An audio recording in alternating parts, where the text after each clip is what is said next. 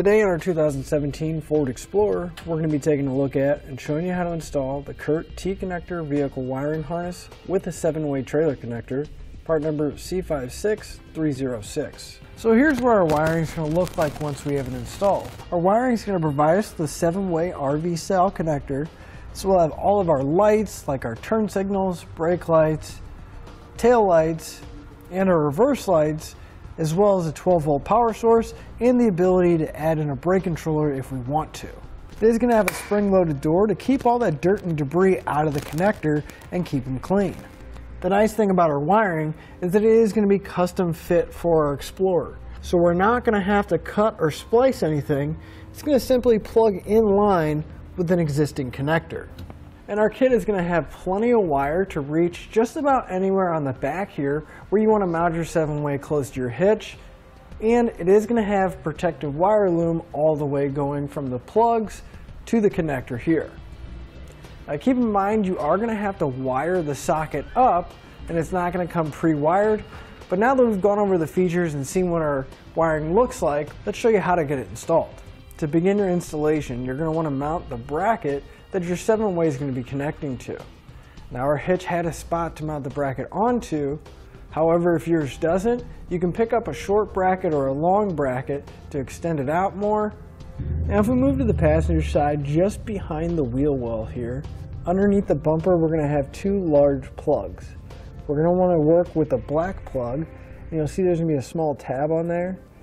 You're going to want to push in on that tab and release the connector. But if you're having a little bit of trouble, you can take a flathead screwdriver or a small screwdriver and just kind of push in on that tab. And hopefully it'll release it. You're going to want to separate these two plugs, and then we can grab our wiring harness. Now on our wiring harness, you'll notice that the plugs are going to match up to the ones on our Explorer. I'm going to take a little bit of dielectric grease. I'm going to fill each one of these plugs up, and that's just going to help any kind of corrosion from building up and keep moisture out. Now if you need some dielectric grease, you can pick some up here at etrailer.com.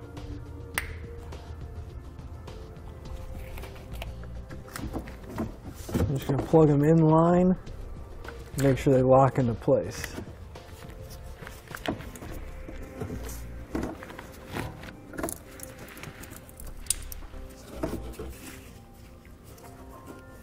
Now you're going to want to take the free end with the several wires, and you're going to want to route it along the back end of the hitch here so we can have it coming out by our bracket. Just use some zip ties to tie the excess wire to the back of the hitch. So now that we have the wire brought over, I'm going to leave all this excess out for now until we get the plug wired up.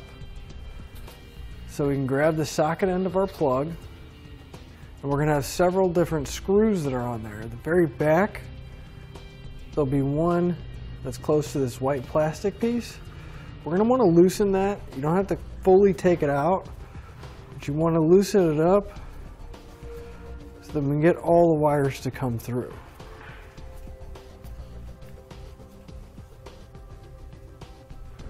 And we're going to have two screws on either side of the plug. We are going to want to completely take those out. Just be careful because these are really easy to drop and lose.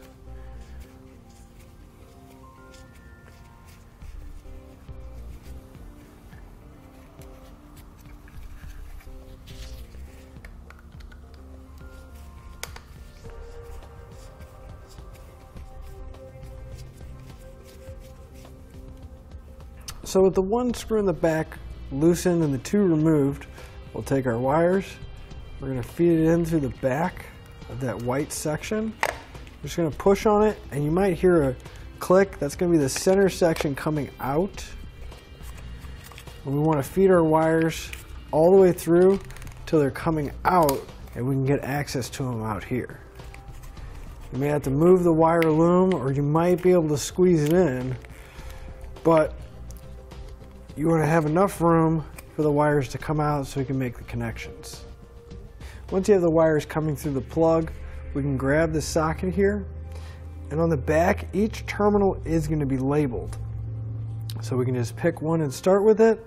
So we'll start with the black wire, and It'll be number 4, labeled black. We're going to take a Phillips head and loosen up that terminal. Again, you don't want to take it completely off. You just want to loosen it up enough so that little gate will open up. And the wires are going to be pre-stripped. We just pull the little bit of insulation that's left on there off. However, I'm going to pull back just a little bit more because there's not a whole lot of bare wire on there.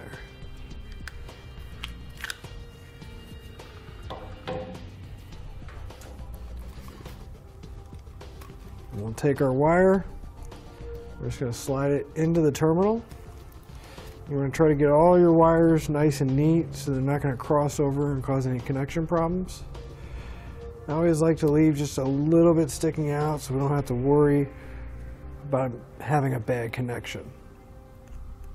And then we'll just tighten up the set screw. Make sure our wire is secure. And then we're going to go around and repeat that for each one of the other terminals. Just follow the corresponding color and tighten everything up. So once you have all your wires connected, this is what it should look like. It's not a bad idea to put a little bit of dielectric grease inside the back of the connector as well. This will help keep out moisture and corrosion from building up. Next, we can open up the door and we're going to pull on the wires so it'll bring the connector back in place. Now it is only going to go in one way, so you're going to have to turn it until it matches up and the prongs on the inside go to the correct spot.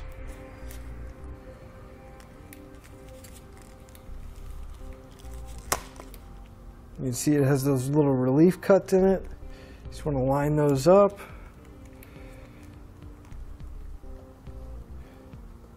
Until we can get the plug all the way back in, then we can put our 2 screws in place.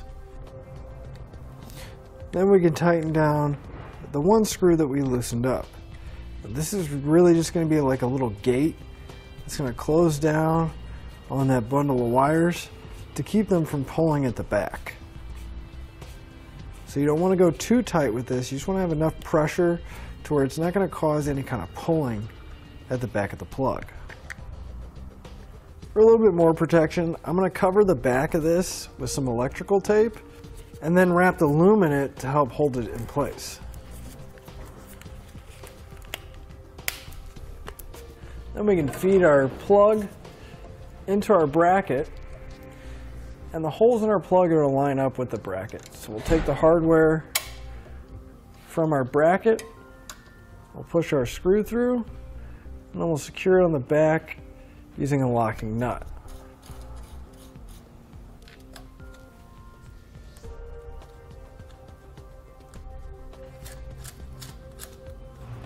I'm going to use a flat blade screwdriver and tighten down the screws while I just use my finger to hold the nut on the back. Just going to tie up any excess wire behind the hitch so it's out of the way and it won't interfere with anything.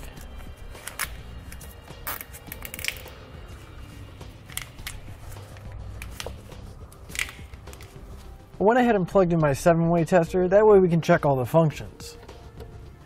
We can see that my clearance lights are working, as well as the left and the right turn signal, the brakes, and even my reverse lights. All we have left to do now is hook up to our trailer and hit the road. That'll finish up your look at the Curt T-connector vehicle wiring harness with 7-way trailer connector, part number C56306 on our 2017 Ford Explorer.